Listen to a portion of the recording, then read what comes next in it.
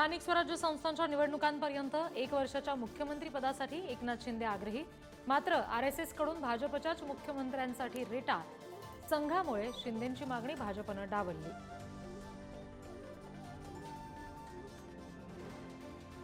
उपमुख्यमंत्रीपदासह वजनदार खात्यांसाठी अजित पवारांच्या अमित शहांसोबत वाटाघाटी. अर्थ, सहकार, ग्रामविकास, गृहनिर्माण, महिला आणि बालकल्याण या खात्यांसाठी आग्रह. अजितदादा 2 दिवस दिल्लीत तळ ठोकून.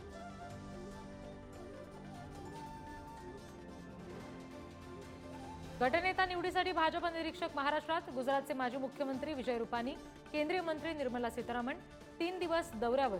उद्या फडणवीसांच्या नावाची घोषणा होणार.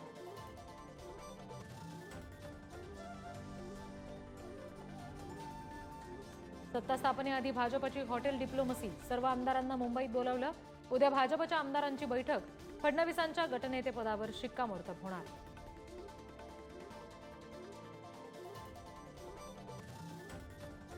नाना पटोले यांच्या अध्यक्षतेखाली काँग्रेसचं शिष्टमंडळ आज दिल्लीमध्ये केंद्रीय निवडणूक आयोगाची भेट घेणार.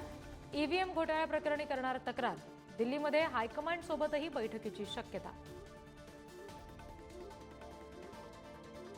सोलापुरातील माळशिरसच्या मार्कटवाडीतील बॅलेट पेपरवरील मॉक वोटिंग पोलिसांनी थांबवलं.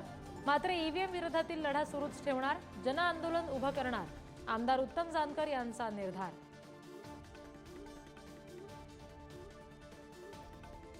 ठाकरेंच्या शिवसेनेकडून मुंबई महापालिका निवडणुकीची तयारी. सर्व माजी नगरसेवकांची आज मातोश्रीवर बैठक.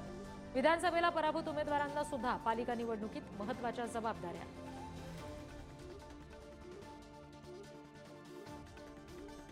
संसदेच्या हिवाळी अधिवेशनाचा आजचा 6वा दिवस सुद्धा वादळी. अदानींच्या मुद्द्यावरून विरोधक आक्रमक. संसदेच्या पायऱ्यांवर इंडिया आघाडीच्या खासदारांचं आंदोलन. भारतरत्न डॉक्टर बाबासाहेब आंबेडकरांच्या महापरिनिर्वाण दिनानिमित्त 6 डिसेंबरला मध्य रेल्वेकडून विशेष व्यवस्था. अनुयायांसाठी धावणार 12 विशेष लोकल.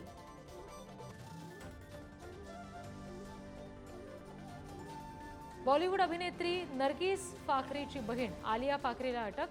अमेरिकेतील न्यूयॉर्कमध्ये एक्स बॉयफ्रेंड आणि त्याच्या मैत्रिणीला जिवंत जाळल्याचा आरोप.